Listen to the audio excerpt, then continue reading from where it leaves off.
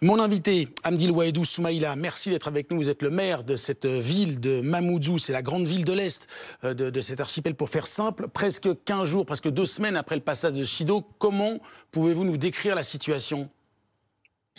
La situation, comme vous le voyez, tous les jours, je parcours l'ensemble de la ville. Je vois dans les villages, les quartiers. Là, vous m'avez trouvé dans un quartier vers le nord de Mamoudzou, au Vallon. Je suis dans une maison, donc vous voyez ce que vous voyez derrière moi. Tous les fenêtres ont été carrément soufflées, le toit il est parti. Donc voilà, les administrés, la population essayent de reconstruire tout doucement, préserver ce qui peut l'être. La situation, elle est toujours difficile. Ce sont des maisons, des foyers sans électricité, sans eau courante. On a toujours des milliers de personnes qui sont sans nourriture.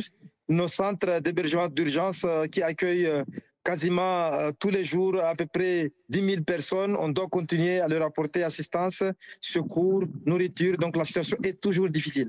On sait, et c'est une relative bonne nouvelle évidemment dans ce paysage, et vu la situation, que l'hôpital de campagne qui a été installé dans votre ville de Mamoudzou, lui, il fonctionne. Est-ce que vous savez combien de personnes ont été accueillies et comment ça se passe ? Alors, à la date d'hier, où j'ai pu faire la visite à la fois pour saluer, encourager cette mobilisation des secours, c'est important. Il y a 90 personnels qui sont sur cet espace, dont 45 personnels médicaux qui ont accueilli, je le dis, donc leur capacité d'accueil par jour, ils m'ont dit c'est au maximum 150 personnes. À la date d'hier, ils avaient accueilli la première journée 130 personnes. Donc vous avez vu, donc c'est un bouffée d'oxygène énorme qu'apporte cet hôpital de campagne, notamment au centre hospitalier de Mayotte et de Mamoudzou, qui est aujourd'hui bondé pour certains services qui sont dévastés. Donc je profite encore une fois de l'occasion pour dire grandement merci à ces personnes qui sont là et aussi à l'ensemble de la communauté nationale qui nous apporte tous les jours leur soutien.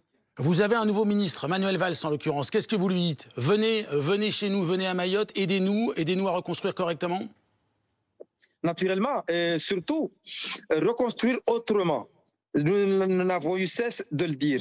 Nous ne pouvons pas continuer à avoir le même rapport à la construction, le même rapport à l'habitat par rapport à ce qui s'est passé après cette crise catastrophique qui s'est abattue sur le territoire. Nous ne pourrons plus faire comme s'il n'y a pas eu quarantaine de morts officielles, des milliers de personnes blessées, notamment dans les bidonvilles. Les bidonvilles, je le dis et si je le répète et je l'assume totalement, les bidonvilles sur ce territoire, nous ne devons plus, il ne doit plus y avoir de bidonvilles sur ce territoire de Mayotte parce que les bidonvilles, ça reste des cimetières à ciel ouvert et nous devons proposer des solutions alternatives parce que, au-delà même, pour la mémoire de toutes ces personnes qui sont blessées, qui ont disparu, on ne peut pas se permettre aujourd'hui d'aller reconstruire, en tout cas laisser les gens refaire les mêmes erreurs en espérant qu'il y aura des résultats différents.